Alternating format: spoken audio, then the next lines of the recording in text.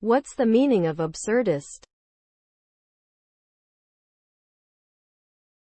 Absurdist. Absurdist. Absurdist.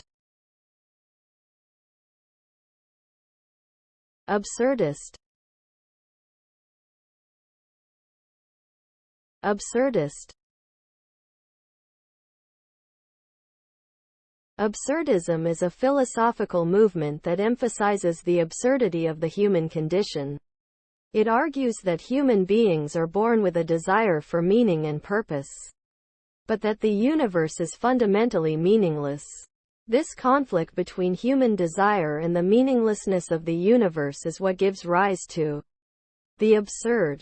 Absurdist thinkers believe that the only way to deal with the absurdity of life is to embrace it.